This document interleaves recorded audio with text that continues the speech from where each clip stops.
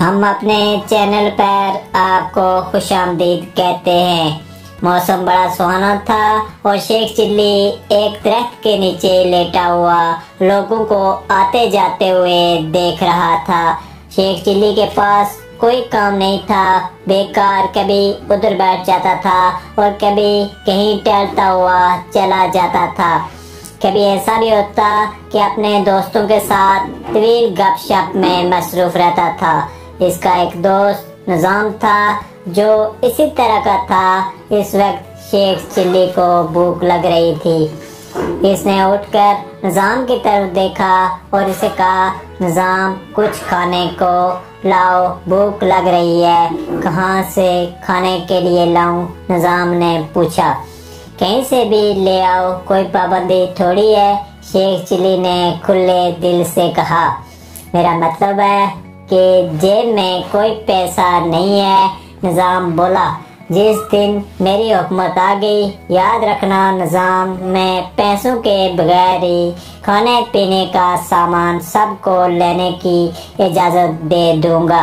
Sheikh chilli ने फिर एक ख्वाब देखा, इसलिए तो आपकी हुकूमत नहीं आती, निजाम ने वापस जवाब दिया। मेरे जहन में एक बात आई है। शेख चिल्ली उठकर बैठ गया। क्या बात है? अगर ऐसा हो जाए कि एक जिन मेरे सामने हाजिर हो जाए और अपने दोनों हाथ सीने पर बांधकर मुझसे कहे कि क्या हुक्म है मेरे आका, तो कैसा लगे? शेख चिल्ली को एक नए ख्वाब ने घेर लिया। जिन कहाँ से आएगा? तुम ऐसा करो कि कोई बंद बोतल तलाश करो, शायद इस बोतल को खोलने से जिन आ जाए और हम इससे मजे मजे की फरमाइशें करें। शेख चिल्ली खुश होकर बोला और जिन की आमद में खो गया। चलिए घर चलते हैं, जिन आने का जमाना गया। वैसे कैसा ख्याल आया है? एक जिन हो और इसकी ताबेदारी हो और मेरा हुक्म हो। शेख चिल्ली सोचने लगा। मैं जा रहा हूँ। निजाम उठा और अपने घर की तरफ चल पड़ा। अब इत्तेफाक की बात थी कि एक मोटा ताजा जिन इसके बराबर में ही बैठा इसकी बातें सुन रहा था, लेकिन नजर नहीं आ रहा था। शेख चिल्ली की बातें सुनते हुए जिन मुस्कुरा भी रहा था। जाने जिन को शेख चिल्ली की वो मासूम सी ख्वाहिश क्यों अच्छी लगी कि इसने फैसला किया कि वो आज का सारा दिन शेख चिल्ली का गुलाम बनकर गुजारेगा। जो कुछ भी शेख चिल्ली कहेगा वो इसे पूरा करेगा और सूरज गुरूब होने से कबल चला जाएगा। जिन ने अपनी आमद से पहले अपने मुंह से धुआं निकाला। शेख चिल्ली ने धुआं उठता हुआ देखा तो पास पड़ा पानी इस धुएं पर डाल दिया। वो धुआं क्योंकि जिन मुंह से निकाल रहा था, इसलिए पानी सीधा इसके हिलक में चला गया और 10 मिनट तक जिन खांसता रहा। जब इसकी सांस ठीक हुई तो इसने एक बार फिर मुंह से धुआं खारिज किया। इस बार जो शेख चिल्ली ने देखा कि इसे लगा है कि कोई चीज सुलग रही है, इसने एक डंडा उठाया और जहाँ से धुआं निकल रहा था वहाँ मारना शुरू कर दिया। डंडा सीधा जिन के मुंह पर पड़ रहा था। वो धुआं निकालना भूल गया और अपनी तकलीफ से चिल्लाने लगा, जिसकी आवाज कोई भी नहीं सुन रहा था।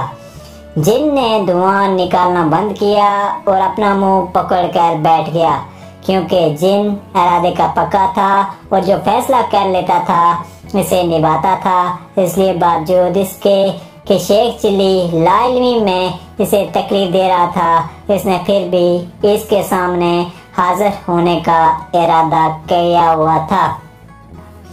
इस बार जिन ने मुंह से धुआं नहीं निकाला और इसके सामने हाजिर हो गया। जिन सिर्फ शेख चिल्ली को दिखाई दे सकता था। जिन ने एक कैका लगाया और शेख चिल्ली इसके कैके से चूक पड़ा। अपने सामने एक मोटा ताजा बंदा खड़ा देखकर इसने पूछा, तुम कौन हो? जिन, इसने मुख्तसर कहा। जिन क्या? शेख चिल्ली को समझ नहीं आई। जिनको आप नहीं जानते, तुम जिन हो। शेख चिल्ली चौंका। जी हुजूर, मैं जिन हूँ और शाम तक आपका गुलाम हूँ। जिन ने झुक कर कहा। क्या वाकई तुम मेरे गुलाम हो? शेख चिल्ली खुश हो गया।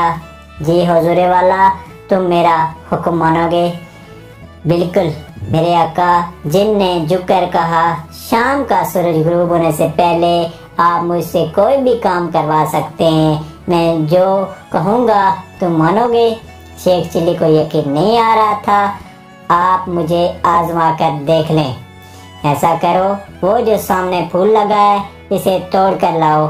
शेख चिल्ली ने एक तरफ इशारा किया। जिन ने इस फूल की तरफ देखा और बोला, मेरे आका, फूल तोड़ना अच्छी बात नहीं है। कहते तो तुम ठीक हो। फिर ऐसा करो कि वो जो आदमी सामने बैठा है इसकी गर्दन पर 2 चिपट रसीद करके आओ। ये मेरा बड़ा मजाक उड़ाता है। इस बार शेख चिल्ली ने सामने दुकान पर बैठे हुए एक आदमी की तरफ इशारा किया। जिन ने इसकी तरफ देखा और मुस्कुरा कर बोला, ये तो कोई मुश्किल काम ही नहीं है। फिर जल्दी जाओ और इसके चिपट रसीद करके आओ। शेख चिल्ली खुश हो गया।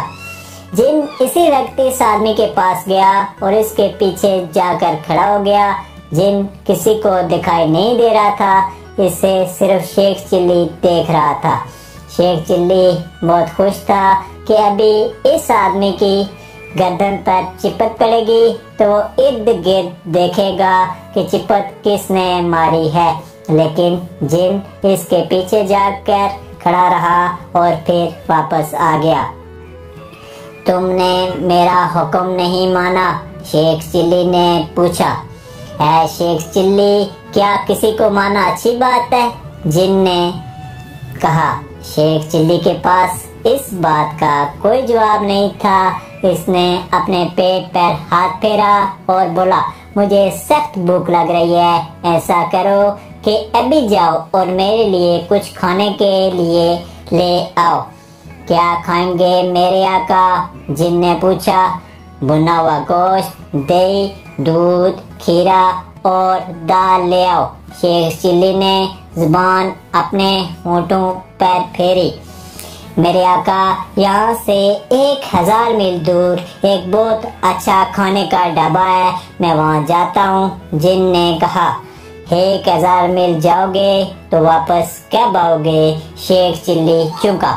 बस यूं गया और यूं आया। ऐसी बात है तो फिर ठीक है, आप आंखें बंद कर लें। जिन ने कहा। अभी कर लेता हूँ। आंखें बंद करूँगा तो क्या खाना मेरे सामने होगा? शेख चिल्ली ने खुश होकर पूछा। आप मेरा कमाल देखें मेरे आका, जिन ने कहा। शेख चिल्ली ने आंखें बंद कर ली। 2 मिनट के बाद जिन की आवाज आई, आंखें खोलें मेरे आका। शेख चिल्ली की दांत में था। अभी वो आंखें खोलेगा और इसके सामने इसकी फरमाइश का खाना हाजिर होगा और वो मजे ले लेकर खाएगा।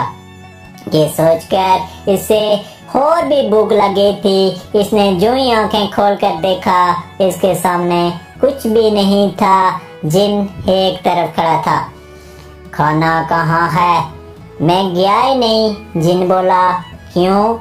मैंने सोचा इतना दूर जाऊंगा, पता नहीं आपको खाना पसंद आएगा कि ना आए, सफर भी हो और मजा भी ना आए। जिन ने वजाहत की। मुझे खाना पसंद आ जाएगा, तुम ले आओ। शेख चिल्ली तिलमिलाया। मैं आपको लड्डू पेड़े न खिलाऊं? जिन ने एकदम कहा। अभी खिलाओगे? शेख चिल्ली जल्दी से बोला। यूं चुटकी बजाते ही जिन ने चुटकी बजाई। ठीक है, वो ले आओ। शेख चिल्ली ने कहा। इसी असना में जिन ने दूर देखा और कहा, सूरज गुरूब हो रहा है, मेरे जाने का वक्त हो गया है। इतनी जल्दी? देख लें, सूरज गुरूब हो रहा है।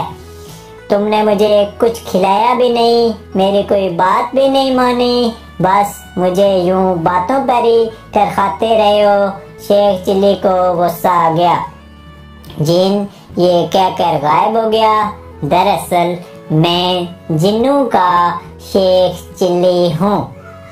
आप सब लोगों से हमारी रिक्वेस्ट है कि हमारे चैनल को सब्सक्राइब करें ताकि आने वाली हर वीडियो आप तक फौरी तौर पर पहुंच सके।